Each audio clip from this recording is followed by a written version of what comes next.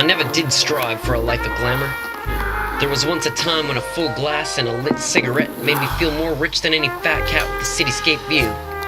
But even then, waking to the sight of an empty bottle and the echo of last night's sorrows pounding at my temples was enough to grind my glamour train to a halt.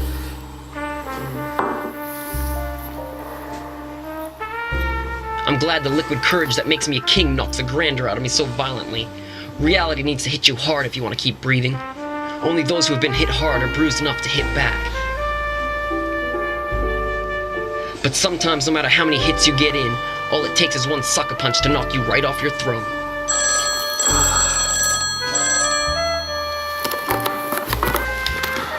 Office is closed. Sorry, pal, I can't take your call. I'm still trying to dig myself out of the grave you recommended. What I'm saying is, when you offered me this case, you should have warned me about my future desire trying to find a prize at the bottom of a whiskey bottle. I seem to have found that prize. It rings like church bells and pounds like a prize fighter. You best give up your chase. That dame of yours isn't coming back. Because I found her body. At his place, yes. But if it's revenge you want, you best forget it. He was there as well. And his state was far worse. The poor sap knew she didn't love him back. I'll give him credit for dropping coin to track her down, but I wish he dropped it on someone else's doorstep. I was doing fine before her. I had my own personal cityscape view when she had to peel back the corner of the canvas and show me it wasn't real. Look, pal, you got dizzy with a dame and she left you for Dreamland. That's all the details you need to know. Just because this isn't your fairy tale ending doesn't mean you need to go digging for a better story. Let her live in your mind as the doll you wanted to find, not the one you wish you hadn't. I understood exactly why he wanted to know what happened. When I met the girl, I got dizzy too. That doll was a runaway that made you want to sprint alongside her. I could have chased her forever without ever looking back for my paycheck.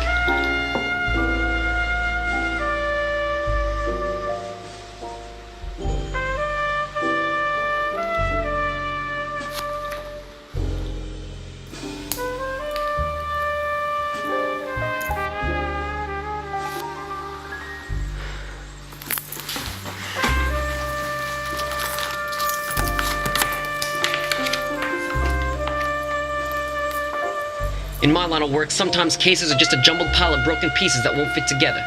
Then one last piece shows up and all of a sudden the picture I've been trying to create turns out to be something completely different. A poor kid looking for a dame who ditched him for magic dust. That was the picture I was seeing. But then I found the missing piece.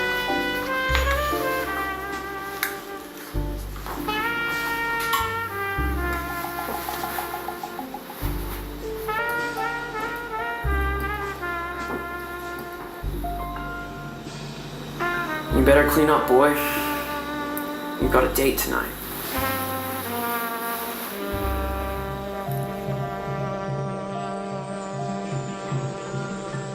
When I got put on this case, I wasn't expecting to find the girl he knew. The story he started about her love affair with the Land of Snow was one I heard enough to rewrite, recast, and still hold the headlines for months. So when I found the girl, it came as a shock. For more reasons than one.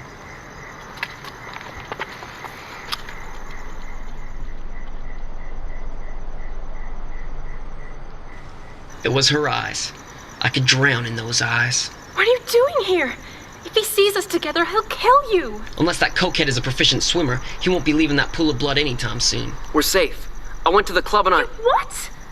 Why would you do such a thing? I was looking for you. I found your boy instead. He was kinda... well, it wasn't pretty. That was an understatement. The room's decorum was trash, and the fresh splash of red across the carpet was sloppy and uninspired. But it gave off a nice, get the hell out of here vibe. He's really gone? I'm finally free of that monster? It's kinda hard to be free when you were never trapped.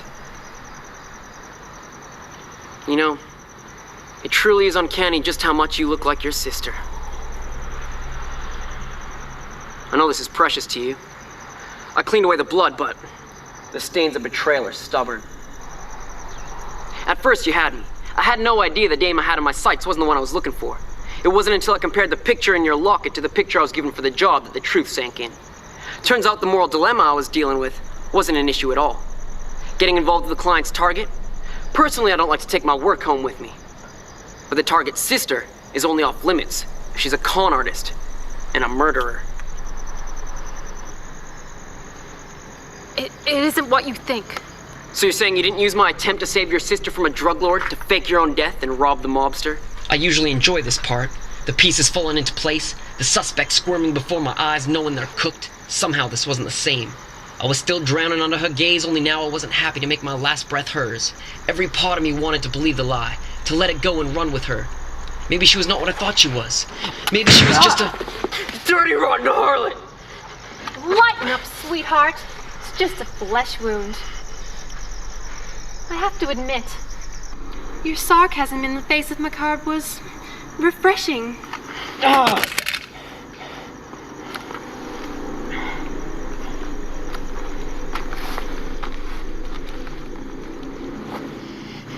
I really considered running with you.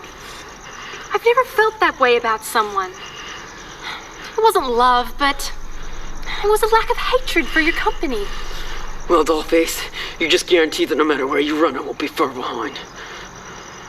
Looking forward to it, darling.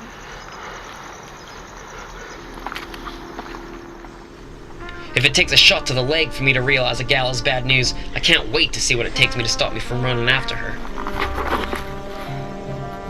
Figuratively, I mean.